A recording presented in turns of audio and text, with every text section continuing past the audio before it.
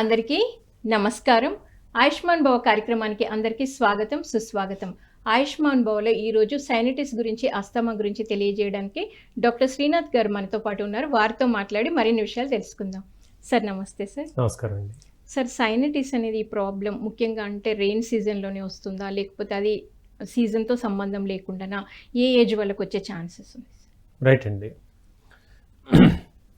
ముక్కుకు ఇరుపక్కల ఉండేటువంటి ఎముకల్ని సైనసెస్ అని అంటాము. ముక్కుకు ఇరుపక్కల 4, ఇటుపక్క 4, అటుపక్క ఎడం పక్క, కుడి పక్క 2 పక్కల, సో టోటల్గా 8 ఎముకలు ఉంటాయి. వీటిని సైనసెస్ అంటాము. సైనస్ అంటే ఒక క్లోజ్డ్ శాక్, అంటే ఒక గాలి నిండిన ఎముకలు అని అర్థం. ఈ గాలి నిండిన ఎముకలు మనం మాట్లాడుతున్న మాట స్పష్టంగా రావడానికి హెల్ప్ అవుతున్నాయి. అలాగే దుమ్ము ధూళి కణాలు ముక్కు నుండి శ్వాస వ్యవస్థలోకి వెళ్లకుండా అడ్డుకుంటూ ఉన్నాయి. సో ఇది అలాగే మొహానికి ఒక అలంకారాన్ని, ఒక ఆకృతిని ఏర్పాటు చేసేందుకు హెల్ప్ అవుతూ ఉంటాయి. ఇప్పుడు ఈ 4 ఎముకల్ని మనం ఫ్రంటల్, ఎథ్మాయిడల్, స్ఫీనాయిడ్, మ్యాక్సిలరీ అనే 4 పేర్లతో మనం చెప్పుకుంటున్నాం. ఎప్పుడైతే ఈ ముక్కులోని ఎముకల లోపల ద్రవాలు బాగా నిండిపోయి ఉంటాయో అది సైనసైటిస్ అనేటువంటి లక్షణంగా చెప్పుకోవచ్చు. ఇందులో ప్రధానంగా తల ముందుకు ఉంచినప్పుడు భారంగా అనిపించడము, కంటిన్యూస్గా ముక్కు కారడము, నీరులాగా కారిపోతూ ఉండడము, తల భారంగా అనిపించడము, తల నొప్పిగా కూడా అనిపించడము, దాంతోపాటు చెవి పట్టేసినట్టుగా అనిపించడము, అలాగే ముక్కులోని ద్రవాలు గొంతులో పడ్డట్టుగా ఇదంతా కూడా ఇబ్బందికరంగా, గొంతంతా కూడా ఇబ్బందికరంగా మారడం, ఈ లక్షణాలు ఉంటే దాన్ని సైనసైటిస్ అనేటువంటి లక్షణంగా చెప్పుకోవచ్చు. ఈ కండిషన్లో సైనసెస్ అంటే మనం ఎముకలని చెప్పుకున్నాం. వాపుకు గురైతే సైనసైటిస్ అంటామండి. వాపుకు గురవడం, ఈ ఎముకలు ఎప్పుడు వాపుకు గురవుతాయంటే ఎక్కువగా చల్లటి పదార్థాలు తీసుకున్నప్పుడు, కూల్ డ్రింక్స్ కానీ ఐస్ క్రీమ్స్ కానీ తీసుకున్నప్పుడు, చల్లటి వెదర్లో ఎక్కువగా తిరిగినప్పుడు, రెగ్యులర్గా తలస్నానాలు చేసినప్పుడు, అలాగే జాగ్రత్తలు లేకుండా ఎక్కువగా డ్రైవింగ్ చేసినప్పుడు, చల్లగాలికి ఎక్కువగా డ్రైవింగ్ చేసినప్పుడు ఈ సైనసైటిస్ అనేటువంటి సమస్య వచ్చే ప్రమాదం కనిపిస్తుంది. అందున కూడా ఇది చలి ప్రభావితం ఉన్నప్పుడు చలికాలము, అలాగే వర్షాకాలంలో చాలా ఎక్కువ మందిలో కనిపిస్తుంది. చిన్న పిల్లల్లో 10 సంవత్సరాలలోపు పిల్లల్లో కూడా ఈ లక్షణాన్ని మనం చూస్తూ ఉంటాము. అయితే దీనికి ఇంకొక కారణంగా ఏంటంటే ఈ ముక్కు ఎముక ఉంది చూసారు, దీన్ని నేజల్ సెప్టమ్ అని అంటాము. ముక్కు ఎముక అనేది పుట్టుకతోనే కొందరికి క్రాస్గా ఉంటుందండి, అంటే కాస్త వంకరగా ఉంటుంది. అలా వంకరగా ఉన్నప్పుడు కూడా ఈ ఎముకల్లో పల ద్రవాలు ఎక్కువగా నిండి ఉంటాయి. తద్వారా ఈ సైనస్ ప్రాబ్లం అధికమయ్యేటువంటి అవకాశం కనపడుతుంది. అందుకే కొందరు సర్జన్స్ ఏంటంటే ఇబ్బంది ఎక్కువగా ఉన్నప్పుడు సెప్టోప్లాస్టీ అనేటువంటి సర్జరీ సజెస్ట్ చేస్తూ ఉంటారు. అంటే ఈ ముక్కు ఎముకను కాస్త సరిచేయడం, సర్జరీ ద్వారా సరిచేయడం లాంటివి చేస్తూ ఉంటారు. దాంతో కొంత తాత్కాలిక ఉపశమనం ఉంటుంది, కొన్నాళ్లకు మళ్ళీ సైనస్ లక్షణాలు తిరగబెట్టే ప్రమాదం ఉంటుంది. సో ఈ సైనసెస్ అనేవి ఏజ్తో సంబంధం లేకుండా 10-12 ఏళ్ల పిల్లలతో మొదలుకొని ఎక్కువ ఏజ్ ఎవరికైనా కూడా వచ్చేటువంటి ప్రమాదం మనకు ఏర్పడితే దాన్ని సైనసైటిస్ అని అంటాము. సార్, మరి ఇందాక మీరు లక్షణాలన్నీ చెప్పారు, ఎలా వచ్చేదో చెప్పారు, మరి తీసుకోవాల్సిన జాగ్రత్తలు ఏంటి? సో దానికి మెడిసిన్ ఏముంది సార్? తప్పకుండా అండి. అంటే ముందుగా కారణాల్లో మనం చెప్పుకున్నప్పుడు, ఇప్పుడు మనం చెప్పుకున్న కారణాలే కాకుండా పుట్టుకతోనే కొందరికి కంజెనిటల్ అనామలీస్ అంటాం. అంటే తల భాగం పెద్దగా రావడం, పెరుగుతూ వస్తుంటుందని హైడ్రోసెఫాలిస్ అంటాము. అంటే పుట్టుకతోనే కొందరు పిల్లలకు తల భాగం బాగా పెద్దగా ఉంటుంది, బాడీతో పోల్చుకుంటే తల చాలా హెవీగా ఉంటుంది. కొందరు పిల్లల్లో ఎలా అంటే ఆ తలను బరువు బేర్ చేయడం కూడా గొంతు పైన సపోర్ట్ అనేది చాలా ఇబ్బందికరంగా మారుతుంది. అలాంటి పిల్లల్లో ఈ సైనసెస్ లక్షణం అనేది అధికమవుతూ ఉంటుంది. అంటే చిన్నతనంలో ఏవైనా వైరల్ ఇన్ఫెక్షన్స్ మదర్ నుండి పిల్లలకు వచ్చినట్లయితే ఈ హైడ్రోసెఫాలస్ లాంటి కండిషన్స్ వస్తాయి. ఎగ్జాంపుల్, కొన్ని వైరస్లు, ముఖ్యంగా టార్చ్ వైరస్ అంటాము, అలాంటి వైరస్ల ప్రభావం మూలంగా కూడా పిల్లల్లో ఇది ఇంపాక్ట్ పడుతుంది. తద్వారా ముఖ కవలికలు, ముఖంలో ఉండేటువంటి ఎముకల స్పేస్ అనేది కొంచెం మార్పులు, డిస్మార్ఫ్డ్ ఫేస్ అంటాము, అలాంటి కండిషన్లు ఇది కనపడుతుంది. అలాగే యాక్రోమెగాలి అనేటువంటి హార్మోన్ ఇంబ్యాలెన్స్ కండిషన్లు కూడా సైనస్ అనేది అత్యంత కామన్గా కనపడుతుంది. తర్వాత కొందరిలో గాయాల వల్ల కూడా ఇబ్బంది తలెత్తుతుందండి. ఇప్పుడు రోడ్డు ప్రమాదంలో యాక్సిడెంట్స్ అయినప్పుడు తల భాగానికి, స్కల్కి, అలాగే నోస్కి ఏమైనా గాయాలైనప్పుడు కూడా ఈ ప్రాబ్లం కనిపిస్తూ ఉంటుంది.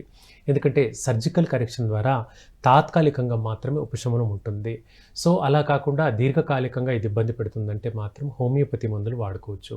హోమియో మందుల్లో వీటికి శాశ్వతంగా తగ్గించేందుకు పరిష్కారం ఉంటుంది. అలాగే ప్రివెంటివ్ మందులు కూడా ఉంటాయి, భవిష్యత్తులో ఈ ప్రాబ్లం రాకుండా కూడా కాపాడుకోవచ్చండి.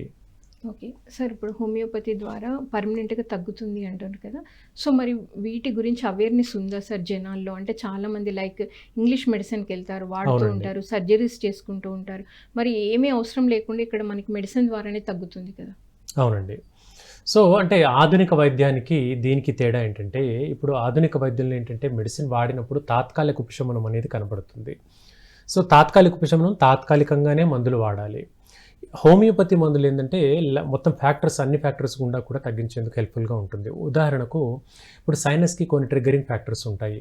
పెయింట్ వాసనలు పడక తుమ్ములు అధికంగా వస్తూ ఉంటాయి. అగరబత్తి స్మెల్ పడక అత్యంత ఎక్కువగా ముక్కు కారుతూనే ఉంటుంది. అలాగే కర్పూరం వాసనలు పడక, తాలింపు వాసనలు పడక, పర్ఫ్యూమ్‌లు, అత్తర్లు ఇలాంటివి ఏవి పడక దుమ్ము ధూళిపినప్పుడు ఇంట్లో అది దానివల్ల ఇన్‌హలేషన్ వల్ల కూడా ఇబ్బంది కలుగుతూ ఉంటుంది. సో, ఇలా ప్రతి ఒక్క దానికి మనం దూరం పెట్టడం అంటే కష్టం. ఇంపాసిబుల్. చాలా కష్టం కదండీ. కాబట్టి అవన్నిటికి మనం ఎక్స్‌పోజ్ అయినా కూడా వంట పట్టే విధంగా, అంటే వాటికి సూట్ అయ్యే విధంగా హోమియోపతి మందులు హెల్ప్ అవుతాయి. ఇతర వైద్య విధానాల్లో ఏంటంటే పలానా మాత్ర వేసుకుంటే ఆ మాత్ర 6 గంటలు లేదా 12 గంటల వరకు పనిచేస్తుంది. దాని యొక్క ప్రభావం అయిపోగానే మళ్ళీ యథావిధిగా కండిషన్ వచ్చేస్తూ ఉంటుంది. హోమియోలో అలా కాదు. కాస్త రెగ్యులర్‌గా మందులు వాడుతూ పోతే ఒక 5, 6 నెలలు కానీ, ఒక సంవత్సరం పాటు కానీ రెగ్యులర్‌గా వాడుతూ ఉంటే ఇమ్యూనిటీ పెరుగుతుంది. తద్వారా ఏంటి, ఆ ఫ్యాక్టర్స్‌కి మనం ఎక్స్‌పోజ్ అయినా కూడా మనకి ఇబ్బంది అనేది కలగదు. ఒకవేళ కలిగినా కూడా పాత తీవ్రత అంత ఉండదు. ఒక సుమారుగా 40-80% వరకు తగ్గిపోతూ వస్తుంది.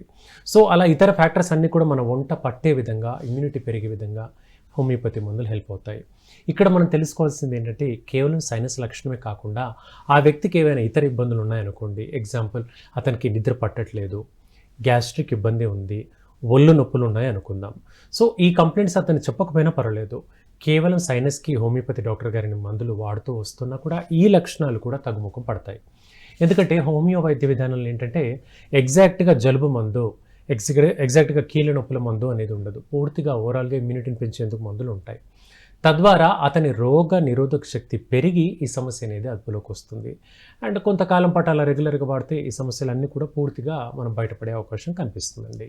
సార్ మరి మెడిసిన్ వాడుతున్నప్పుడు అంటే ఆ ఫుడ్ ఎలా తీసుకోవాలి? ఏమైనా రిస్ట్రిక్షన్స్ ఉన్నాయా? లేకపోతే వాళ్ళు ఎలాంటి జాగ్రత్తలు తీసుకోవాలి సార్? తప్పకుండా అండి. ఆ ఫుడ్ అలవాట్ల పరంగా మనం చూస్తే చల్లటి ఫుడ్ ఐటమ్స్‌కి అయితే దూరంగా ఉండాలి. ఇది అందరికీ తెలిసిందే. సాధారణ అలెర్జీ, సాధారణ తుమ్ములు, ముక్కు కారడంతో మొదలుకొని సైనసైటిస్ వరకు కూడా చల్లటి పదార్థాల వల్ల ఇబ్బంది కలుగుతుంది. ఇది సాధ్యమైనంత వరకు అందరికీ తెలిసిందే. దానికే దూరంగా ఉండండి.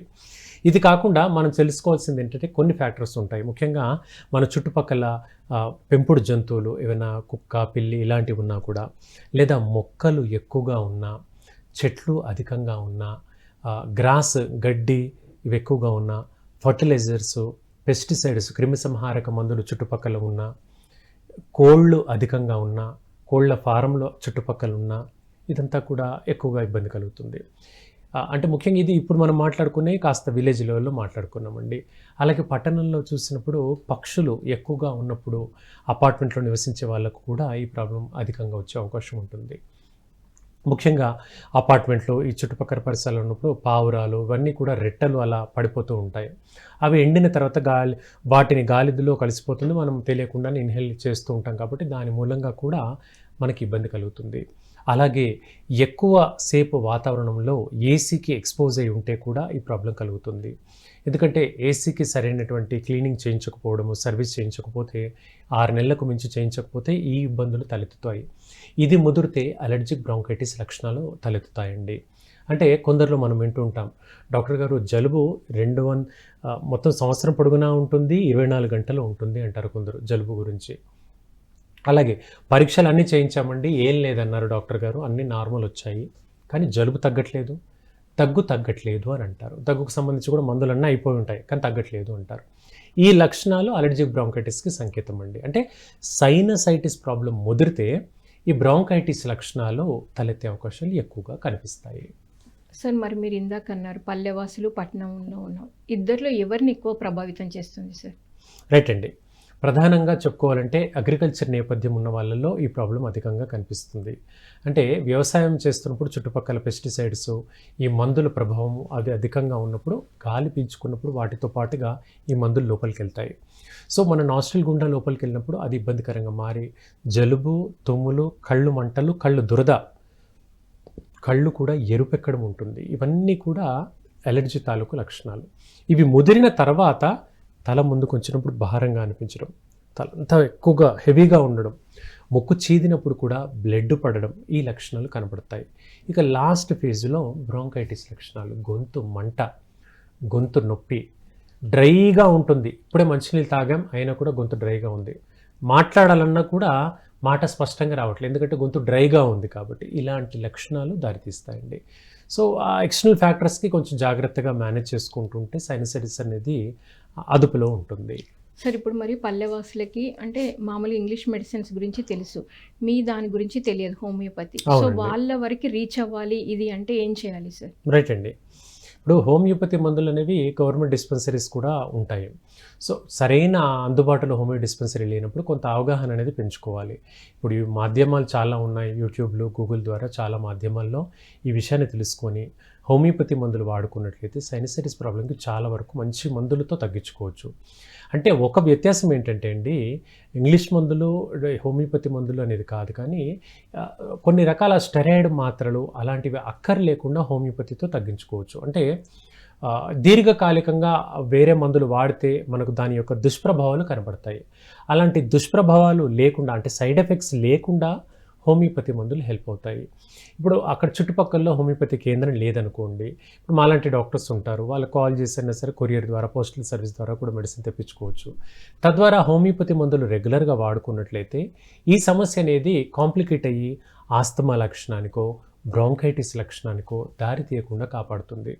అంతెందుకు, మనం ఈ కేసెస్ని ఎక్కువగా చూసేందుకు కొత్తగూడెము, ఖమ్మము ఈ పరిసర ప్రాంతాల్లో ఎక్కువగా చూస్తాం. బొగ్గు గనులు అధికంగా ఉండేటువంటి ఏరియాలో, అంటే కోల్ మైనర్స్, బొగ్గు గనుల్లో పనిచేసేటువంటి వ్యక్తులకు ఈ ఇన్హలేషన్ ఎక్కువగా ఉంటుంది. అంటే తెలిసినా ఎన్ని జాగ్రత్తలు తీసుకున్నా కొంత పార్టికల్స్ అనేవి లోపలికి వెళ్ళిపోతూ ఉంటాయి. అంటే ఆ బొగ్గు పార్టికల్స్ లోపలికి వెళ్ళిపోవడం మూలంగా లంగ్స్ యొక్క ఆకారం కూడా దెబ్బతింటుంది. ఊపిరితిత్తులు ఉండేటువంటి ఆకారం ట్రయాంగిల్ షేపులో ఉండాలి, త్రిభుజాకారంలో ఉండాలి. వీటిని ఎక్కువ కాలంగా పీల్చుకుంటూ ఉండడం మూలంగా ఆ లంగ్స్ అనేవి ఆకారం అంతా ఒక డ్రమ్ మాదిరిగా, ఒక బ్యారెల్ షేపుడ్గా మారిపోతుంది. దానివల్ల విపరీతంగా ఆయాసము, దమ్ము, కళ్ళెమ్మట దురద, మంట, కళ్ళు ఎరిపెక్కడం, హెడేక్గా ఉండడం, ఇవి జీవితాంతం ఉంటాయండి. కోలుకోవడానికి చాలా కష్టతరం అవుతుంది. సార్ ఇందాక మీరు అన్నారు ఇది ముదిరితే అస్తమా కిందికి వచ్చే ఛాన్సెస్ ఉన్నాయన్నారు. సో అస్తమా వచ్చిన పేషెంట్కి మీ దగ్గర ట్రీట్మెంట్ ఎలా ఉంటుంది? రైట్ అండి. ముందుగా ఇక్కడ వ్యత్యాసం చూసుకోవాల్సిన అవసరం ఉంటుంది. ఈ సైనసైటిస్ ప్రాబ్లము, ఆస్తమాకు మధ్యలో మనం చెప్పుకున్నది బ్రాంకైటిస్ అనేటువంటి లక్షణం చెప్పుకున్నాం. సో ఈ బ్రాంకైటిస్ లక్షణం ముదిరిన తర్వాతనే ఆస్తమా కండిషన్స్ కనపడుతుంటాయి. ప్రధానంగా ఈ బ్రాంకైటిస్ లక్షణం రావడానికి కారణం ఏంటంటే మగవారిలో అధికంగా స్మోకింగ్ చేసినప్పుడు ఈ లక్షణం కనపడుతుంది. స్మోకింగ్ అధికంగా చేసేటువంటి వ్యక్తులకు, చల్లటి ఫుడ్ ఐటమ్స్ అధికంగా తీసుకునేటువంటి వ్యక్తులకు, అలాగే ఇంప్రాపర్ ఫుడ్ తీసుకోవడం, అంటే వేళ కాని వేళల్లో భోజనం చేయడము, ఆ చేసినటువంటి భోజనం కూడా కొంత చల్లగా కొంత వేడిగా ఉండడము, ఇలా ఇంప్రాపర్గా ఇర్రెగ్యులర్ ఫుడ్ హ్యాబిట్స్ ఉన్నప్పుడు బ్రాంకైటిస్ అనే దానిపైన ప్రభావం పడుతుంది. అలాగే పబ్లిక్ స్పీకర్స్లో కూడా బ్రాంకైటిస్ లక్షణం కనబడుతుంది. అధికంగా మాట్లాడేటువంటి వాళ్ళు, టీచర్సు, పొలిటీషియన్సు, పోలీస్మెన్, ఇలా వాళ్ళకు గొంతుతో పని ఉంటుంది, ఎక్కువగా మాట్లాడడం జరుగుతుంటుంది కొన్ని వృత్తిరీత్యా. సో అలాంటి వ్యక్తులకు స్వరపేటిక పైన ఇబ్బంది, ప్రెషర్ ఎక్కువగా పడుతుంది. స్వరపేటిక పక్కగానే మనకు శ్వాసనాళం ఉంటుంది, దాన్నే బ్రాంకస్ అని అంటాము. ఈ బ్రాంకస్ పైన ఒత్తిడి అధికంగా పడుతుంది. దానివల్ల మనకు దగ్గు, ధూళికణాలు లోపలికి వెళ్ళిపోతూ ఉంటాయి. అంతేకాకుండా కొందరిలో మనం చూస్తుంటాం, నోరు తెరిచి పడుకుంటారు నిద్రలో, మంచి నిద్రలో ఉన్నప్పుడు, డీప్ స్లీప్లోకి వెళ్ళినప్పుడు నోరు తెరిచి పడుకోవడం జరుగుతుంది. ఇలా నోరు తెరిచి పడుకునేటువంటి వ్యక్తుల్లో కూడా బ్రాంకైటిస్ లక్షణం కనబడుతుందండి. అక్కడేంటి, దుమ్ము ధూళి కణాలంతా కూడా నోటి గుండా లోపలికి ఎక్కువగా వెళ్తాయి. అలా వెళ్ళడం మూలంగా గొంతు భాగం అంతా డ్రైగా మారి, దురదగా ఉండి, మంటగా అనిపిస్తూ, స్ఫూటం, కఫం రావడం అనేది తగ్గిపోతుంది. తద్వారా కూడా ఈ బ్రాంకైటిస్ లక్షణాలు అనేవి ఇబ్బందికరంగా మారుతాయి. అండ్ వీటికి ఫ్యాక్టర్ ఏంటంటే ఒబెసిటీ అండి. బాగా అధిక బరువుతో బాధపడుతున్నటువంటి వ్యక్తులకు బ్రోంకైటిస్ వచ్చే అవకాశం చాలా ఎక్కువగా ఉంటుంది. అలాగే గురక కూడా వచ్చే అవకాశం చాలా అధికంగా ఉంటుంది. అండ్ చిన్న పిల్లల్లో ఈ కండిషన్‌లో చూస్తే ఒబెసిటీ వల్ల అడినాయిడ్స్ అనేటువంటి లక్షణం వస్తుంది. ఓకే. సో, ఆ లక్షణం ఉండేటువంటి పిల్లలకు ఇదంతా వాపు ఉంటుందండి. ముక్కు ఇరుపక్కల వాపు ఉంటుంది. దాంతో పాటు గొంతు నొప్పి అంటారు. శ్వాస పీల్చుకోవడం ఇబ్బందికరంగా ఉంటుంది. అంటే ఒక 4 మెట్లెక్కగానే పిల్లలు ఆయాసపడిపోతారు. అంత తీవ్రంగా ఉంటుంది. వీటిని అడినాయిడ్స్ అంటారు. సో, ఈ అడినాయిడ్స్‌కు సాధ్యమైనంత వరకు 11, 12 సంవత్సరాల వరకు ఉంటాయి. ఆ తర్వాత అవి చిన్నగా తగ్గిపోతూ వస్తాయి. ఆ ఏజ్ వరకు మనం కాపాడుకుంటే సరిపోతుంది పిల్లల్ని. తొందరపడితే ఇబ్బంది ఎక్కువగా ఉంది, తొందరపడితే సర్జరీ చేయించుకోవాలి. So, okay. సర్జరీ లేకుండా హోమియోపతి మందులు పిల్లల్లో ఈ అడినాయిడ్స్ లక్షణానికి తగ్గించేందుకు హెల్ప్‌ఫుల్‌గా ఉంటాయి. సో, సైనసైటిస్ కానివ్వండి, అడినాయిడ్స్ కానివ్వండి, అలాగే టాన్సిల్స్ అంటాము. లింఫ్ గ్రంథులు ఉంటాయి. మనం నోరు తెరిచి చూసినప్పుడు పిల్లల్లో ఇరుపక్కల కూడా వాపుకు గ్రంథులు పెరుగుతూ వస్తాయి. ఈ ప్రాబ్లమ్‌ని కూడా మనం తగ్గించుకునేందుకు హోమియోపతి మందులు చాలా చక్కగా హెల్ప్‌ఫుల్‌గా ఉంటాయి. ఒక చిన్నపాటి ఎక్స్‌రే మనకు సైడ్ వ్యూలో, నెక్‌కు సైడ్ వ్యూలో చేస్తే టాన్సిల్స్ కానీ, అడినాయిడ్స్ కానీ ఉందో లేదో తెలుస్తుంది. దానికి అనుగుణంగా హోమియోపతి మందులు వాడితే 100% సర్జరీ అక్కర్లేదండి. సర్జరీ అక్కర్లేకుండా హోమియో మందులతో నిదానంగా తగ్గించుకోవచ్చు. సరే, ఈ అస్తమా అనేది వంశపారంపర్యంగా వస్తుందా? లేకపోతే వాతావరణ పరిస్థితులను బట్టా? లేకపోతే సైనటిస్ ముదరడం వలన వస్తుందా సార్? రైట్ అండి. ఆస్తమా లక్షణాలకు చాలా రకాల కారణాలు కనిపిస్తూ ఉంటాయి. ఇది ముఖ్యంగా వంశపారంపర్యంగా ప్రధానంగా కనపడుతుందండి. ఓకే. ఫ్యామిలీ హిస్టరీలో ఎవరికైనా ఆస్తమా ఉంటే పుట్టబోయేటువంటి పిల్లలకు ఖచ్చితంగా ఆస్తమా వచ్చే అవకాశం ఎక్కువగా ఉంటుంది. ఆస్తమా కానివ్వండి, డయాబెటిస్ కానివ్వండి, బీపీ కానివ్వండి, థైరాయిడ్ లక్షణం కానివ్వండి, కొన్ని ఆటోఇమ్యూన్ వ్యాధులు ఉంటాయి. కీళ్ళవాతం లాంటివి, రుమటాయిడ్ ఆర్థరైటిసు, లేదా ఆటోఇమ్యూన్ వ్యాధుల్లో సోరియాసిస్ అంటాము. ఇలాంటి లక్షణాలు కానివ్వండి, చాలా వరకు అంటే 90% కంటే ఎక్కువగా వంశపారంపర్యంగా ఇంపాక్ట్ పడుతూ వస్తుంది. అందులో ఈ ఆస్తమా లక్షణం అనేది చాలా ఎక్కువగా కనబడుతుంది. ఆస్తమా అనగానే ఫస్ట్ మనం కంగారు పడిపోతుంటాం. శ్వాస పీల్చుకోవడం ఇబ్బందికరంగా ఉంది. సో, అది ముదిరితే ప్రాణాంతకంగా మారుతుంది అని మనము టెన్షన్ పడుతూ ఉంటాం. కానీ ప్రతి బ్రీతింగ్ డిఫికల్టీ కూడా ఆస్తమా లక్షణం కాదండి. శ్వాస పీల్చుకోవడం ఇబ్బందికరంగా ఉందంటే అది ప్రతీదీ ఆస్తమాగా మనం పరిగణించలేము. ముక్కులో ముక్కు ఎముక లోపలి భాగంలో సన్నటి పొరలు ఉంటాయి. వాటిని టర్బినేట్స్ అని అంటాము.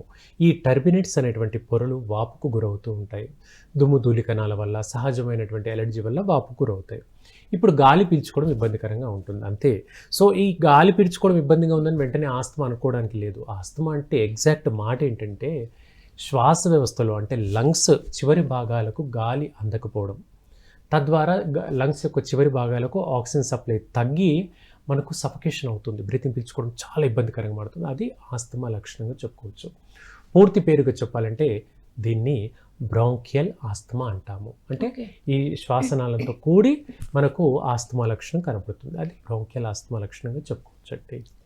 సరే, ఇందాక మీరు చెప్పారు వంశపారంపర్యంగా కూడా వచ్చే ఛాన్సెస్ ఉన్నాయన్నారు. సో, ఫ్యామిలీలో ఉంది అని తెలిసిన తర్వాత వాళ్ళు ఎలాంటి జాగ్రత్తలు ప్రికాషన్‌గా తీసుకోవాలి సార్? రైట్ అండి. ముందుగా ఫ్యామిలీ హిస్టరీ ఉండేటువంటి వ్యక్తుల్లో, పిల్లల్లో ఈ లక్షణాన్ని మనం ప్రధానంగా చూస్తుంటాం. 7, 8 సంవత్సరాలు లేదా 10 ఏళ్ల లోపు అనుకోండి. 10 ఏళ్ల లోపు బ్రీతింగ్ ప్రాబ్లం అనేది వర్షాకాలము లేదా చలికాలం రాగానే పిల్లల్లో అధికంగా కనిపిస్తూ వస్తుంది. సో, మన కంట్రీస్లో ఏంటంటే ఇన్హేలర్ వాడాలి అని అంటే కొద్దిగా నామోషిగా ఫీల్ అవుతుంటాము. అప్పుడు ఏదో పెద్ద డిసీజ్ వచ్చిన వ్యక్తుల్లాగా మనం ఫీల్ అవుతుంటాము. కానీ పాశ్చాత్య దేశాల్లో ఇది అత్యంత కామన్గా కనిపిస్తుంది. వాళ్ళు ఉండేటువంటి వాతావరణంలో చల్లగా ఉంటుంది, మొక్కలు చెట్లు అధికంగా ఉంటాయి. కాబట్టి వాళ్ళకు స్కూల్కి వెళ్ళేటప్పుడు పిల్లలకు బ్యాగులో కూడా ఈ ఇన్హేలర్లు పెట్టి పంపిస్తారు. ఇప్పటికీ ఇది జరుగుతూ ఉంటాయి. యూఎస్కి కానీ మనం ఎటైనా చల్లటి కంట్రీస్కి వెళ్తే తెలుస్తుంది. సో, ఇక్కడ ఏంటంటే ఈ ఇన్హేలర్ వాడకం అనేది తప్పు కాదు. కానీ తాత్కాలికంగా అది శ్వాసనాళాన్ని కొంచెం వైడెన్ చేస్తుంది. సో, గాలి ఆడడం అనేది సక్రమంగా జరుగుతుంది తాత్కాలికంగా. ఒక 3 గంటలు, 6 గంటల పాటు దాని యొక్క ఆ మందు యొక్క ప్రభావం పనిచేస్తుంది. ఆ 3 to 6 అవర్స్ అయిపోగానే మళ్ళీ శ్వాసనాళం దగ్గరగా వచ్చేస్తూ ఉంటుంది. తద్వారా మళ్ళీ గాలి ఆడకుండా ఇబ్బందికరంగా మారుతుంది. సో, ఇక్కడ ఏంటంటే ఈ ఇన్హేలర్లకు ప్రత్యామ్నాయంగా హోమియోపతి మందులు పనిచేస్తాయి. ఎవ్రీ టైం ఇన్హేలర్ క్యారీ చేయలేము, ఎవ్రీ టైం పీల్చుకోవడం ఇబ్బందికరంగా ఉంది అనేటువంటి వ్యక్తులకు హోమియోలో మదర్ టింక్చర్ మెడిసిన్స్ అని ఉంటాయండి. సో ఈ మందుల్ని వాడాలనుకున్నప్పుడు చాలా సింపుల్ ఇది. ఇప్పుడు మనకు ఆ లిక్విడ్ ఉంటుందన్నమాట. ఆ లిక్విడ్ మనకు అరచేతులకు ఇప్పుడు మనం హ్యాండ్ వాష్ శానిటైజ్ చేసుకున్నప్పుడు మనం ఏ విధంగా శానిటైజ్ చేసుకున్నామో వేసుకొని కాస్త చేతులు రబ్ చేసుకొని స్మెల్ తీసుకోవడం అంతే. ఆ స్మెల్ పీల్చుకోవడం. ఇది అలా రోజుకు ఒక 3 to 4 టైమ్స్ స్మెల్ పీల్చుకుంటే చాలండి. ఇన్హేలర్ వాడకాన్ని తగ్గించుకోవచ్చు. హోమియోపతిలో ఇది ఒక బెస్ట్ ప్రిన్సిపల్ అనమాట. అది ఎక్కడికి వెళ్ళినా ఒక చిన్న బాటిల్ ఉంటుంది.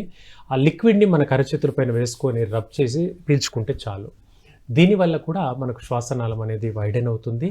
సో ఆస్తమా అటాక్ వచ్చినప్పుడు కూడా ఇది తగ్గుతుంది. ముఖ్యంగా చెప్పాలంటే ఇప్పుడు చల్లటి వాతావరణం హిమాచల్ ప్రదేశ్, కాశ్మీర్ ఇట్లాంటి జర్నీ చేసేటువంటి వ్యక్తులకు హై ఆల్టిట్యూడ్ వెళ్ళినప్పుడు కొండలు గుట్టలు ఎక్కినప్పుడు బ్రీతింగ్ ప్రాబ్లం అనేది అధికంగా అవుతూ వస్తుంది. ఇప్పుడు ఈ అమర్నాథ్ యాత్ర ఇట్లాంటి యాత్రలు వెళ్ళినప్పుడు, చార్ధామ్ యాత్రలు వీటికి వెళ్ళినప్పుడు ఈ కంప్లైంట్ ఎక్కువగా ఫేస్ అవుతుంటారు. అలాంటి వ్యక్తులకు ఇన్హేలర్ వాళ్ళు తీసుకునే వస్తువులే చాలా ఎక్కువగా మళ్ళీ ఇన్హేలర్ మందులు క్యారీ చేయడం ఇబ్బందికరంగా ఉంటే ఈ లిక్విడ్ అనేది చాలా హెల్ప్ఫుల్గా ఉంటుందండి. ఒకవేళ ఆ వ్యక్తికి ఆస్తమా ప్రాబ్లం చాలా ఎక్కువగా ఉంది అనుకోండి, మనం ఇలా వాసన పీల్చుకున్న ఇన్హలేషన్ వల్ల పని చేయట్లేదు అనుకోండి, కొంచెం కొంత ఒక హాఫ్ గ్లాసెడ్ నీళ్ళల్లో ఒక 5-6 చుక్కలు మందు వేసుకొని ఆ వాటర్ని తాగినా చాలు. కేవలము 10 నిమిషాల్లో ఉపశమనం వస్తుంది. 10 నిమిషాల్లో చాలా రిలీఫ్ వస్తుంది బ్రీతింగ్ ప్రాబ్లంలో. సో అలాంటి అక్యూట్గా పనిచేసేటువంటి బెస్ట్ రెమెడీస్ అనేవి హోమియోపతిలో ఉంటాయి. అయితే అది ఎట్లా అంటే డాక్టర్ గారిని అప్రోచ్ అవుతే కానీ ఆ విషయం తెలియదు. ఆ ప్రాబ్లంతో సఫర్ అవుతున్నటువంటి వ్యక్తులు హోమియోపతి డాక్టర్ గారిని అప్రోచ్ అవుతే ఈ మెడిసిన్స్ అనేవి ఇస్తారు. సో ఇవి easy to carry and easy to administer also. So ఎటువంటి ఇబ్బంది లేదు. రెగ్యులర్గా వాడుకుంటే ఈ ఆస్తమా లక్షణం అనేది కాంప్లికేట్ కాకుండా మనం చూసుకోవచ్చు. ఎందుకంటే ఇలాంటి చల్లటి వాతావరణం లాంటికి వెళ్ళినప్పుడు సరైన మెడిసిన్ పడలేదనుకోండి, ఇది ప్రాణాంతకంగా కూడా మారుతుంది ఆస్తమా లక్షణం అనేది. ఎందుకంటే ఇప్పుడు గాలి సరిగ్గా ఊపిరితిత్తులకు అందకపోతే ఊపిరితిత్తులు పనిచేయవు. దానికి పక్కనే ఉండేటువంటి అవయవం గుండె పనిచేయదు. సో గుండె కొట్టుకోవడం ఆగిపోగానే ప్రాణం పోయేటువంటి పరిస్థితి తలెత్తుంది. సో చాలా దగ్గర సంబంధం కనిపిస్తాయి. అంటే హార్ట్ కంప్లైంట్స్ ఉన్న వ్యక్తులకు, ఆస్తమా కంప్లైంట్స్ ఉన్న వ్యక్తులు ఇద్దరికి కూడా చాలా సిమిలారిటీస్ కనబడతాయి. హార్ట్ కంప్లైంట్ ఉన్న వ్యక్తికి కూడా అయోమయము, గాబరా, గుండె దడ ఉంటుంది. ఆస్తమా లక్షణంతో కూడా సేమ్ 3 లక్షణాలు ఉంటాయి. అయోమయము, గాబరా ఉంటుంది, గుండె దడ అనిపిస్తుంది ఆస్తమా ఉన్నప్పుడు. అలాగే హార్ట్ కంప్లైంట్ ఉండేటువంటి వ్యక్తులకు గాలి సరిగ్గా అందట్లేదు, గుండె సరిగ్గా పనిచేయట్లేదంటే లిప్స్ కంప్లీట్గా పింకిష్గా లేదా బ్లూ కలర్లో మారిపోతూ ఉంటాయి. ఆస్తమాలో కూడా సేమ్ బ్లూ కలర్లో మారిపోతాయి. ఇప్పుడు మనకు కాలాజామున్, అల్లనేరేడు పండు అంటాం కదా, ఆ పండు రంగులోకి లిప్స్ మారిపోతాయి, పెదవులు మారుతాయి. అలాగే అరచేతులు కూడా అలా బ్లూయిష్గా మారిపోతూ ఉంటాయి. ఇది సంకేతం అండి. ఆస్తమా లక్షణం తీవ్రతరమైంది, వాళ్ళకు ఊపిరితిత్తుల పైన చాలా ఇంపాక్ట్ పడింది అని తెలుసుకునేందుకు వ్యక్తిగతంగా గమనించదగినటువంటి ఒక సిమ్టమ్గా మనం చెప్పుకోవచ్చు. సరే, ఆస్తమా పేషెంట్ అనుకోండి ఎవరైనా, అంటే ఆ టైంలో వాళ్ళ దగ్గర ఇన్హేలర్ లేదు సార్, మెడిసిన్ కూడా లేదు, అప్పటికప్పుడు వచ్చింది, దానికి ఎలా సార్, ఏం చేయాలి అప్పుడు? రైట్ అండి. ఇప్పుడు హోమియోలో ఇలాంటి వాటికి చాలా బెస్ట్ మెడిసిన్ అనేది ఉంటుందండి. మనకు హోమియోలో అమైల్ నైట్రోజమ్ అనేటువంటి ఒక మెడిసిన్ ఉంటుంది. ఇది ఒక చిన్నపాటి సీసాలో ఉంటుంది. ఖర్చు కూడా చాలా తక్కువే. ఒక చిన్నపాటి సీసాలో కొంత లిక్విడ్ ఉంటుంది. అంటే ఇప్పుడు మనకు మనం పర్ఫ్యూమ్స్ క్యారీ చేసేటప్పుడు చిన్నపాటి బాటిల్లో అత్తరు అని ఇస్తూ ఉంటారు. సో అలా చిన్న సైజులో ఉంటుంది అమైల్ నైట్రోజమ్ అనేది. దీన్ని మనం పాకెట్లో పెట్టుకొని ఎప్పుడైతే సివియర్ సడన్ ఆస్థమాటిక్ అటాక్ వచ్చిందనుకోండి, ఇది వాసన చూస్తే చాలు, కేవలము 5 నిమిషాల్లో నార్మల్ అయిపోతారు. క్యాప్ ఓపెన్ చేసి వాసన చూస్తే చాలు, 5 నిమిషాల్లో నార్మల్ అవుతారు. అయితే చాలామంది చేసేటువంటి పొరపాటు ఏంటంటే ఆస్తమా లక్షణం కానివ్వండి, సడన్ సింకోప్ అంటాం, సడన్గా కళ్ళు తిరిగి కింద పడిపోయినట్టుగా, ఏం జరుగుతుందో తెలియట్లేదు, స్పృహ కోల్పోయినటువంటి లక్షణాన్ని సింకోప్ అంటాము. ఈ కండిషన్ రాగానే చాలామంది పొరపాటుగా నీళ్లు చిలకరించి అలాగే మంచినీళ్ళు ఇస్తారు తాగమని. అలా ఇప్పుడు చేయొద్దండి. నీళ్ళు ఆ టైంలో ఇచ్చినప్పుడు నీళ్లు తాగితే వాళ్ళు తాగలేని స్థితిలో ఉండడం వల్ల తాగడం మూలంగా అది శ్వాస వ్యవస్థలో ఇబ్బంది పడుతుంది. శ్వాస వ్యవస్థలు అంటే ఊపిరితిత్తుల గుండా లోపలికి నీళ్ళు వెళ్తాయి, కాబట్టి ప్రాణం పోయే ప్రమాదం. అంటే మనం చేతులారి చేసే తప్పిదం వల్ల ఇంపాక్ట్ అనేది ప్రాణం మీద పడుతుంది. కాబట్టి నీళ్లు తాగడానికి ఇవ్వద్దండి. ఆ టైంలో చేయదగినటువంటి ఫస్ట్ ఎయిడ్ ఏంటంటే తల కిందికి ఉంచి కాళ్ళు పైకి లేపాలి, కాళ్ళు కంప్లీట్గా పైకి లేపాలి, తల కిందికి ఉండాలి. అలా ఉంటే తల భాగానికి కొంచెం రక్త సరఫరా అనేది మెరుగ్గా అవుతుంది. అలాగే ఊపిరితిత్తులకు కూడా బ్లడ్ సప్లై మెరుగ్గా అవుతుంది. సో బ్రెయిన్కి ఆక్సిజన్ సప్లై స్లోగా నిదానంగా అందుతుంది. అప్పుడు కొద్దిగా కాన్షియస్ అవుతారు, స్పృహలోకి వస్తారు. స్పృహలోకి వచ్చిన తర్వాత మనం ఏ మెడికల్ మేనేజ్మెంట్ అయినా సరే, ట్యాబ్లెట్లా, ఇంజెక్షనా, ఏది ఇచ్చినా సరే, ముందు వ్యక్తి స్పృహలోకి రావాలి అంటే మాత్రం ఈ ఫస్ట్ ఎయిడ్ చేయాలండి. తల భాగాన్ని కిందికి, కాళ్ళను కొంచెం పైకి, కొద్దిగా అంటే ఎక్కువనే, బాగా పైకి, ఎంత వీలైతే అంత కాళ్ళు పైకి లేపి ఒక 2 నిమిషాలు పట్టుకోవాలి. ఆ తర్వాత మళ్ళీ కిందికి నేలకు, మళ్ళీ 2 నిమిషాలు ఆగి మళ్ళీ కాళ్ళు పైనకి లేపాలి. ఈ విధంగా చేస్తే ఆక్సిజన్ సప్లై అనేది బ్రెయిన్కి అందుతుంది, తద్వారా స్పృహలోకి వస్తారు. ఇప్పుడు ప్రాపర్ ట్రీట్మెంట్ చేస్తే ఆస్మాటిక్ లక్షణాల నుంచి బయటపడే అవకాశం ఎక్కువగా ఉంటుంది. సార్, ఇది సైనటిస్ అన్నప్పుడు ఇందాక మీరు దగ్గు, తుమ్ములు అన్నీ వచ్చే ఛాన్సెస్ ఉన్నాయన్నారు కదా సార్, అలాంటప్పుడు పక్కనున్న వాళ్ళకు కూడా అది అంటుకునే అవకాశం ఉంటుందా? రైట్ అండి. ఇప్పుడు సాధారణ అలర్జీ ఉంటాయండి. అంటే సాధారణంగా తుమ్ములు వస్తూ ఉంటాయి, ముక్కు కారడం ఉంటుంది, హెడేక్ ఉంటుంది. ఇవి రైనో వైరస్ అని అంటాము. అయితే ఇది ప్రమాదకర వైరస్ అస్సలు కాదు. ఇది కేవలం ఒక 4 రోజులు, 5 రోజులు ఉండి 10 రోజుల కల్లా మొత్తంగా తగ్గిపోయే వైరస్. ఇది ఏమీ అంటువ్యాధి కాదు. సో ఈ వైరస్ సైనసైటిస్లో కూడా కనబడుతుందన్నమాట. సో ఈ రైనో వైరస్ వల్ల, అందుకే దీన్ని రైనైటిస్ అంటాం ఈ లక్షణాన్ని. అంటే తుమ్ములు ఎక్కువగా మనిషి కారుతున్నాయంటే దాన్ని రైనైటిస్ అంటాము. సో ఇది ఎట్టి పరిస్థితుల్లో అంటువ్యాధి కాదండి. మనం అనుకుంటాం తుమ్మడం వల్ల ఒకరి నుంచి ఒకరికి స్ప్రెడ్ అవుతుందని, కానీ కరోనా లాంటి వైరస్లు మాత్రమే స్ప్రెడ్ అవుతాయండి. సాధారణ తుమ్ములతో వచ్చే రైనో వైరస్లు మాత్రం ఒకరి నుంచి ఒకరికి అంటువ్యాధులు కాదు. సో సైనసైటిస్ కూడా అంటువ్యాధి కాదు. ఎట్టి పరిస్థితుల్లో అంటువ్యాధి ఒకరి నుంచి ఒకరికి వచ్చేటువంటి వ్యాధి కాదు. ఆస్తమా కూడా అంటువ్యాధి కాదు. ఒక వ్యక్తికి వచ్చిందా అతనితోనే ప్రయాణం చేస్తుంది, లైఫ్ అంతా అతనితోనే ప్రయాణం చేస్తుంది తప్పించి ఇంకొకరికి వచ్చేటువంటి ప్రమాదం ఈ సైనసైటిస్లో కానీ అలర్జిక్ రైనైటిస్ లక్షణాల్లో కానీ ఉండదండి. కాకపోతే కొన్ని శుభ్రత పరంగా జాగ్రత్తలు తీసుకోవాలి. ఆ వ్యక్తులు వాడినప్పుడు వస్తువులు వీటి వల్ల కొంతమేర ఇమ్యూనిటీ తగ్గిపోయే, అవతల వాళ్ళకి ఇమ్యూనిటీ పడిపోయే అవకాశం ఉంటుంది. కానీ ఈ అలర్జీ మాత్రం అంటువ్యాధిగా మనం కన్సిడర్ చేయలేమండి. సార్, ఇప్పుడు వాళ్ళకి చిన్న బేబీస్ కూడా ఉంటారు, పిల్లలు ఉంటారు. సో వాళ్ళకి ఏమైనా డిస్టెన్స్ మెయింటైన్ చేయాలా పిల్లలతో, లేదా నార్మల్గానే యాజ్ యూజువల్గా ఉండొచ్చు? తప్పకుండా అండి. ఇది మీరు అడిగినటువంటి ప్రశ్న ఏంటంటే ప్రధానంగా మదర్ నుంచి బేబీకి ప్రధానమండి. ఇప్పుడు మదర్ ఉంది, తను ఫీడింగ్ ఫేజ్లో ఉంది, ఆ పాపను బాబును దగ్గర పెట్టుకొని పడుకున్నప్పుడు ఫీడింగ్ ఇస్తూ ఉంది మదర్. సో మదర్కి ఉన్నది అనుకోండి ఈ ప్రాబ్లం, బేబీకి సంక్రమిస్తుంది. సో మదర్కి జలుబు తత్వం ఎక్కువగా ఉంటే బేబీ కూడా తుమ్ములు అధికంగా వస్తాయి. ఇది 2 రకాలుగా, ఎక్కువ అటాచ్మెంట్ ఉండడము, 24 గంటల అటాచ్మెంట్ ఉండడము, తర్వాత ఫీడింగ్ వల్ల. సో మదర్ నుంచి బేబీకి ఫీడింగ్ వల్ల వచ్చే అవకాశం ఉంటుంది. సో ఇదే కాదండి, స్కిన్ ఎలర్జీస్ కూడా మదర్ నుంచి బేబీకి వస్తూ ఉంటాయి.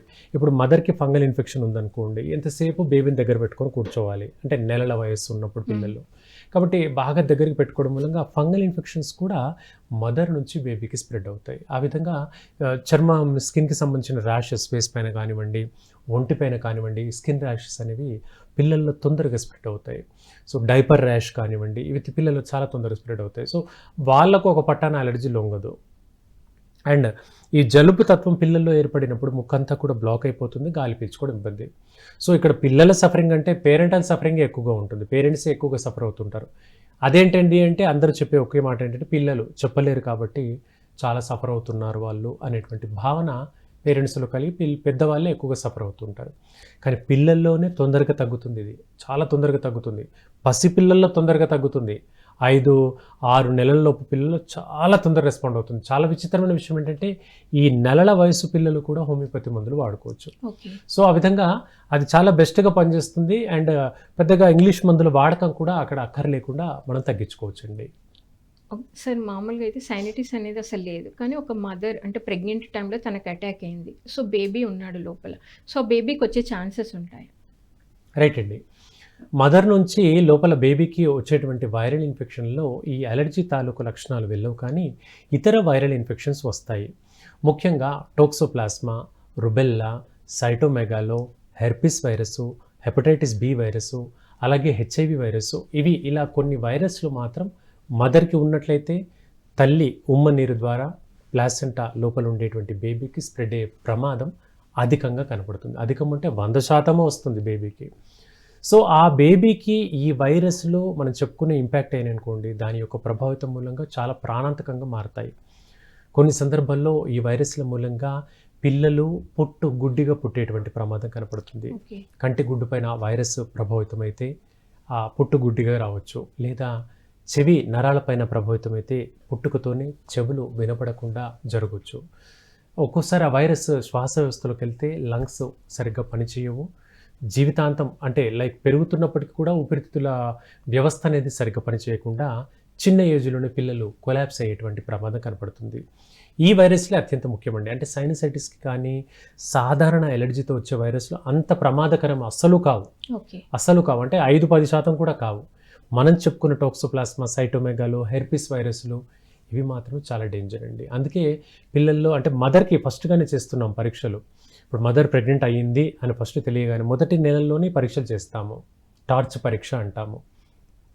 సో ఈ టార్చ్ పరీక్షలు మొదటి నెలలోనే చేసినట్లయితే మదర్కి ఏమైనా వ్యాక్సినేషన్ అవసరమో అనుకోని డాక్టర్ గారు అనుకుంటే వ్యాక్సిన్ ఇస్తారు. సో దట్ పుట్టబోయేటువంటి కడుపులో ఉన్న బేబీకి ఇంపాక్ట్ పడవు, ఆ వైరస్లు అనేవి ఇంపాక్ట్ పడవు. పుట్టిన తర్వాత కూడా బేబీ హెల్తీగా ఉంటారు. ఆ విధంగా వైరస్కి ఈ వ్యాక్సిన్స్ అనేవి ఉన్నాయి. ఇప్పుడు చాలా వాటికి వ్యాక్సిన్స్ వచ్చాయి. ఇప్పుడు మనకు మొన్నటి వరకు హెపటైటిస్ బికే అనుకున్నాం, మన కళ్ళ ముందే కరోనా కూడా వ్యాక్సిన్ వచ్చింది. ఇన్ఫ్లుయెంజా వైరస్కి ఉంటుంది, టీబీ రాకుండా వ్యాక్సిన్ ఉంటుంది. సో ఇవన్నీ కూడా శ్వాస వ్యవస్థ పైన ఇంపాక్ట్ పడేటువంటివి. టీబీ కానీ ఇన్ఫ్లుయెంజా వైరస్ కానీ ఇవన్నీ కూడా శ్వాస వ్యవస్థ పైన ఇంపాక్ట్ పడేవి. సో ఈ వ్యాక్సిన్లు ఇప్పుడు అందుబాటులో ఉన్నాయంటే తీసుకోవడం మాత్రం మంచిదేనండి. ముఖ్యంగా 15 ఏళ్ల లోపు పిల్లలు వ్యాక్సిన్స్ తీసుకోవడం చాలా మంచిది. ఇదివరకు కొంతకాలం క్రితం అంటే 10 ఏళ్ల క్రితం 20 ఏళ్ల క్రితం లేవు కాబట్టి తీసుకోలేదు. ఇప్పుడు తీసుకుంటే అయితే చాలా మంచిదే.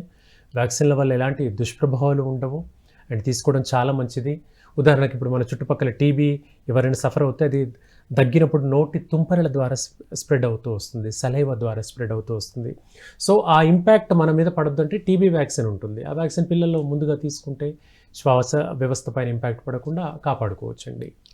సార్ ఒక కాలర్ ఉన్నారు, తప్పకుండా అండి. హలో అండి. హలో నమస్తే అండి. మేడం నమస్తే.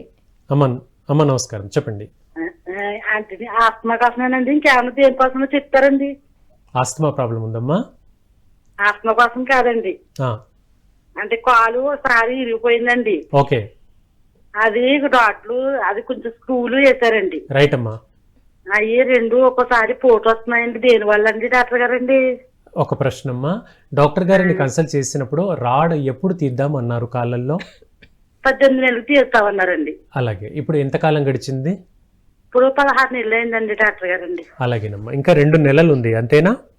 అవునండి. ఇప్పుడు స్క్రూ వేసిన భాగంలో నొప్పి వస్తుంది నీకు అంతేనా? కొంచెం నడిచేటప్పుడు కొంచెం బాధగానండి. తప్పకుండా అమ్మా. ఇంటి చుట్టూ వేసిన కాడ కొంచెం బాధ పడుతుందండి. రైట్ అమ్మా, నేను చెప్తాను. మీ ఇంటి దగ్గరలో హోమియోపతి డాక్టర్ గారు ఎవరైనా ఉంటారా? హోమియోపతి డాక్టర్ గారండి ఉన్నారా అమ్మా? లేరండి. లేరు. సరే మంచిది, నేను దాని గురించి చెప్తానమ్మా. ఫోన్ కట్ చేసి టీవీలో వినండి. సరేనండి. సరేనండి. రైట్ అమ్మా, మంచిది. నమస్తే. అది కొంచెం తగ్గిలాగా చెప్తారేమో డాక్టర్ గారు అనండి. మీకు కాల్ చేశానండి. తప్పకుండా అదే విషయం చెప్తాను. రాసుకోండి, పెన్ను పేపర్ కూడా తీసుకొని దగ్గర పెట్టుకోండి. సరేనండి. ఫోన్ కట్ చేసి నువ్వే చూస్తామండి రోజునండి. సంతోషం అమ్మా, చాలా సంతోషం. అది హోమియోపతికి సంబంధించిన అన్న చెప్తారేమండి డాక్టర్ గారండి? తప్పకుండా చెప్తాను. అది తగ్గిందంటే చాలా సంతోషం డాక్టర్ గారు. మీరు ఎక్కడ ఉంటారో అడ్రస్ తెలిసి మరీ వస్తామండి. శుభం అమ్మా, శుభం. మంచిగా కలుస్తాం. రైట్. ఫోన్ కట్ చేసి టీవీలో వినమ్మా. సో ముందుగా ఫ్రాక్చర్ అంటే తెలుసుకుందాం. ఒక మాట, ఒక break in the continuity of the బోన్ని మనం ఫ్రాక్చర్ అంటాం. అంటే ఎముకలో ఎక్కడైనా ఒక బ్రేక్ ఏర్పడింది, ఒక పగులు ఏర్పడితే దాన్ని ఫ్రాక్చర్ అంటాము. ఎముక జాయింట్లో నుంచి పక్కకు జరిగితే దాన్ని స్థానభ్రంశం చెందడం అంటాము. దాన్ని ఇంగ్లీష్లో డిస్లొకేషన్ అంటాము. ఇప్పుడు నీకు ఫ్రాక్చర్ అయిందమ్మా అంటే ఇలా ఉండేటువంటి ఎముక ఇలా జరిగింది అంటే పగిలింది. సో డాక్టర్ గారు ఏం చేశారు? పగిలిన దాన్ని దగ్గరికి వేసి స్క్రూ బిగించారు. ఆ స్క్రూ బిగించినప్పుడు పక్కన ఉండేటువంటి కండరాలపైన నరాలపైన కాస్త ఒత్తిడి పడుతుంది కాబట్టి తాత్కాలికంగా నొప్పి ఉంటుంది. మంచి విషయం ఏంటంటే 2 నెలలు డాక్టర్ గారు స్క్రూ తీసేస్తున్నారు, కంగారేం లేదు. ఇప్పటికీ నీకు అవస్థ ఉంది అని అంటున్నావు కాబట్టి ఒక హోమియోపతి మందు పేరు చెప్తానమ్మా, రాసుకో లేదా రికార్డ్ చేసుకో టీవీలో. ఈ మందును అందుబాటులో ఉన్న హోమియో డాక్టర్ గారి దగ్గర తెచ్చుకొని వాడుకో. ఈ 2 నెలల పాటు కంప్లీట్గా నొప్పి తగ్గుతుంది. హాయిగా 2 నెలల తర్వాత డాక్టర్ గారి దగ్గరికి వెళ్ళి ఆ స్క్రూ తీసేసుకో. సో దట్ ఎముక అనేది కంప్లీట్గా హీల్ అవుతుంది. మందు పేరు ఎలియం సెపా అంటామమ్మా. హోమియోపతి మందు ఎలియం సెపా అంటాము. ఈ మెడిసిన్ని 200 పొటెన్సీ మోతాదులో తీసుకోండి. ఉదయం 5 పిల్స్, సాయంత్రం 5 పిల్స్. ఒక 15 రోజుల పాటు వాడండి. చాలా మంచి రిలీఫ్ వస్తుంది. 90% ఈ నొప్పి అనేది తగ్గుతుంది మీకు. ఏ పెయిన్ కిల్లర్లు అక్కర్లేదు. ప్రయత్నించండి మీ చుట్టుపక్కల ఉంటే. లేదు అంటే మరి మీరు ఎక్కడ బాగా దూరం నుంచి కాల్ చేస్తున్నారు, హైదరాబాద్లో ఉంది నా కేంద్రము, రాలేరు, ప్రయత్నించండి, చూడండి అమ్మా. రైట్. థ్యాంక్ యూ అమ్మ. సార్ నెంబర్ కావాలంటే మీరు 0406600233 ఈ నెంబర్కి కాల్ చేస్తే డాక్టర్ గారి నెంబర్ కూడా ఇస్తారమ్మా. మీరు డైరెక్ట్ డాక్టర్ని కలవచ్చు. Thanks madam, thanks for your calling. Sir ఇంకో కాలర్ కూడా ఉన్నారు. హలో అండి.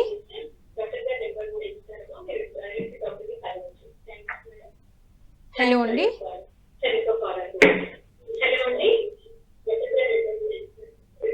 హలో హలో నమస్తే మేడం. నమస్తే మేడం. మేడం మీ పేరు మేము ఏంటండి? నంద్యాల నుంచి మాట్లాడుతున్నాం మేడం. మేడం మీరు టీవీ ఆఫ్ చేసి నేరుగా ఫోన్లో మాట్లాడరా? నంద్యాల నుంచి మాట్లాడుతున్నాం మేడం. మంచిదమ్మా, చెప్పండి మీ ప్రాబ్లం చెప్పండి. అదే సార్, మా మనవాడు 4 నెలల పిల్లనప్పటి నుంచి నోట్స్ తెచ్చుకొని నిద్రపోతాడు సార్. ఓకే బాబు, చిన్న బాబు. ఇప్పుడు 3 years వచ్చింది. ఓకే మాట్లాడుతున్నాం. చెప్పమ్మా, వింటున్నాను. అదే సార్, అది ఏమన్నా మీ హైదరాబాద్ లోనే ఉన్నారు మా పిల్లలు. అక్కడికి వచ్చి ఏమన్నా తప్పకుండా మిమ్మల్ని కలిసి వస్తా సార్, లేదంటే ఎట్లా చేయాలమంటారు సార్? తప్పకుండా అమ్మా. హైదరాబాద్లో మన క్లినిక్ ఉంది, వనస్థలిపురంలో ఉంటుంది. హైదరాబాద్లో వీలున్నప్పుడు వనస్థలిపురంలో ఉంటుందమ్మా. వీలున్నప్పుడు ఒకసారి రండి. అయితే ముఖ్యంగా నువ్వు చెప్పాలనుకున్న విషయంలో పిల్లవాడు ఏదైనా అవస్థ ఉందా అది చెప్పండి. ఏం ప్రాబ్లం లేదు సార్, ఓన్లీ ఎక్కువ జలుబు చేస్తుంటాది, నిద్రలో నోరు తెచ్చుకొని నిద్రపోతారు సార్. సరేనమ్మా, దాని గురించి చెప్తాను. ఫోన్ కట్ చేసి వినండి. ఫోన్ కట్ చేసి టీవీలో వినండి. సరే సార్. మంచి రైట్ అమ్మా. సో పిల్లలు 3 ఏళ్ళు 4 ఏళ్ల వరకు నోరు తెరిచి పడుకుంటున్నారంటే అదేం ప్రాబ్లం అయితే కాదు, మొట్టమొదటి మాట. అయితే రెండవ ప్రశ్నలో మీరు అన్నారు తరచుగా ఊరికైనా జలుబు చేస్తుంది అని. సో ఎక్కువగా జలుబు చేస్తుందంటే మాత్రం ఇబ్బంది అమ్మా. ఎక్కువ అంటే ఏంటంటే ప్రతి 2 నెలలకు 45 రోజుల నుంచి 2 నెలలకు జలుబు చేస్తేనే అది ఎక్కువ జలుబు అని అర్థం. సో అలాంటి లక్షణం మీ మనవాడికి ఉందంటున్నారు కాబట్టి హైదరాబాద్లో మన క్లినిక్ ఒకసారి రండి. పాత చేయించినటువంటి పరీక్ష రిపోర్ట్లు ఏమైనా ఉంటే తీసుకొని రండి అమ్మా. హోమియోపతిలో చాలా మంచి మందులు ఉంటాయి. ఒక విజిట్ రండి, తర్వాత విజిట్ అంతా మీరు కొరియర్ కానీ పోస్ట్ ద్వారా కానీ తీసుకోవచ్చు. ఓకే, ఇంకేమైనా ఫర్దర్ డౌట్స్ వస్తే కూడా ఫర్దర్ కాల్స్లో చేయండి అమ్మా.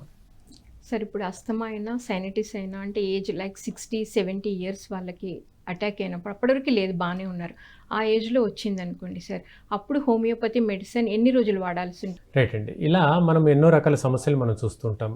పిల్లల్లో కానివ్వండి, పెద్దల్లో కానీ, ఆస్తమా కానీ, టీబీ లక్షణాలు ఇవన్నీ కూడా మనం అంటువ్యాధులుగా పరిగణిస్తూ ఉంటాం. కానీ ఆస్తమాలో సాధ్యమైనంత వరకు ఎలాంటి అంటువ్యాధి కాదండి. ఆస్తమా ఎప్పటికీ కూడా అంటువ్యాధిగా కాదు. ఈ బ్రాంకియల్ ఆస్తమా అని మనం చెప్పుకుంటున్నటువంటి కండిషన్ ఏదైతే ఉందో అది వాళ్లకు మాత్రమే వ్యక్తిగతంగా సఫరింగ్ ఉంటుంది. ఒక్కోసారి నిద్రలో రాత్రుల్లో విపరీతంగా ఆయాసం వస్తుంటుంది. దీన్ని ఆర్థోప్నియా అంటారు. అంటే పడుకున్నటువంటి వ్యక్తి శ్వాస అందక లేచి కూర్చుంటే కానీ గాలాడదు. కుర్చీలో కూర్చొని కాసేపు విండో గాలి ఆడేలాగా, కిటికీలు తెరిచి గాలి ఆడేలాగా చూస్తే తప్పించి ఊపిరి తీసుకున్నట్టుగా అనిపించదు. ఇలాంటి లక్షణాన్ని ఆర్థోప్నియా అంటారు. ఇది ఆస్తమాలో అత్యంత కామన్గా కనిపించేటువంటి కండిషను. ఈ కండిషన్లో మనం ఇన్హేలర్లు లాంటి వాడినా కూడా పూర్తిగా ఉపశమనం ఉండదు. ఇంకొక ముఖ్యమైన విషయం ఏంటంటే ఈ ప్రాబ్లమ్స్కి ఇన్హేలర్లు ఎక్కువ కాలం వాడడం వల్ల శరీరం కూడా బరువు ఎక్కేటువంటి ప్రమాదం ఉంటుంది. అంటే శరీరం లావ్ అయ్యేటువంటి అవకాశాలు, బరువు పెరగడం లక్షణాలు కనబడతాయి. దీనివల్ల ఇమ్యూనిటీ కూడా తగ్గుతుంది, ఫేస్ కూడా స్వెల్లింగ్ అయ్యేటువంటి అవకాశం కనబడుతుంది. కాబట్టి సాధ్యమైనంత వరకు ఇన్హేలర్ల వాడకాన్ని తగ్గించాలి. ఇమ్యూనిటీని పెంచుకునే దిశగా చూసుకోవాలి. కొన్ని రకాల ఆసనాలు ఉంటాయి, యోగాలో ఆసనాలు ఉంటాయి, ప్రాణాయామం లాంటి ఆసనాలు, ఇవన్నీ చేసుకుంటూ రెగ్యులర్గా హోమియోపతి మందులు వాడుకుంటే మనకు ఇతర ఆధునిక వైద్యంలోని మందులు వాడాల్సిన అవసరం కూడా ఉండదు. ఎందుకంటే ఇప్పుడు ఇక్కడ ఒక చిన్న వ్యత్యాసాన్ని తెలుసుకోవాలి. ఆధునిక వైద్యంలో మందులన్నీ కూడా యానిమల్స్ పైన ప్రయోగాలు చేసిన తర్వాత ఇస్తారు.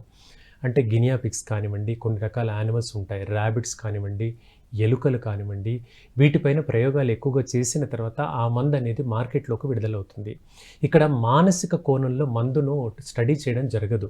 అంటే ఆ టైంలో జ్వరం వచ్చింది అంటే గుర్తించగలుగుతాము, నొప్పి గమనించగలుగుతాం, కానీ మానసిక కోణంలో అంశాలని యానిమల్స్ నుంచి స్వీకరించలేము ఆధునిక మెడిసిన్ ద్వారా. అదే హోమియోపతి మందులు ఎలా అంటే మనిషిలో ఉండేటువంటి మానసిక అంశాలని, అంటే ఆ టైంలో మెడిసిన్ వేసుకున్నప్పుడు నిద్ర పట్టట్లేదా, టెన్షన్లో ఉన్నారా, కోపం ఎక్కువగా ఉందా, చిరాకు ఎక్కువగా ఉందా, ఓపిక తగ్గిందా, ఇలాంటి స్వభావ రీత్యా వచ్చేటువంటి అంశాలన్నీ కూడా హోమియోపతిలో కన్సిడర్ చేయడం జరుగుతుంది. తద్వారా దీన్ని హోలిస్టిక్ కాన్సెప్ట్ అంటారు. అంటే హోమియోపతి మందులు అనేవి హోలిస్టిక్గా పనిచేసి ఈ సమస్య అనేది సంపూర్ణంగా తగ్గేందుకు మనకు హెల్ప్ఫుల్గా ఉంటుంది. ఇక్కడ మనం ఫ్యామిలీ హిస్టరీని కూడా పట్టించుకుంటాం. ఫ్యామిలీలో ఎవరికైనా ఆస్తమా ఉందా, ఉన్నట్లయితే దానికి ఒక మందు ఉంటుంది, ఆ మెడిసిన్ ఇవ్వడం జరుగుతూ ఉంటుంది. ఇది దుమ్ము ధూళి ఉండే వాతావరణంలో వచ్చిందా, దానికి సపరేట్ మెడిసిన్ ఉంటుంది. అలా కొంత మెడిసిన్ సెలెక్షన్ అనేది డిఫర్ అయ్యేందుకు అవకాశం ఉంటుంది. తద్వారా మనకు ఈ ఆస్తమా అనేది సంపూర్ణంగా తగ్గేందుకు హోమియోపతిలో మాత్రమే కంప్లీట్గా సొల్యూషన్ కనపడుతుంది. Yeah, thank you sir. మరి ఎంతో అద్భుతంగా అస్తమా గురించి, సైనటిస్ గురించి, వాటి లక్షణాలు ఏంటి, నివారణ పద్ధతులు ఏంటి తెలియజేశారు. Thank you sir, thank you so much. ఈరోజు ఆయుష్మాన్ భవ కార్యక్రమంలో సైనస్, అస్తమా గురించి తెలుసుకున్నాం. రేపు ఆయుష్మాన్ భవ కార్యక్రమంలో మరొక డాక్టర్తో మళ్ళీ కలుద్దాం. Thank you so much.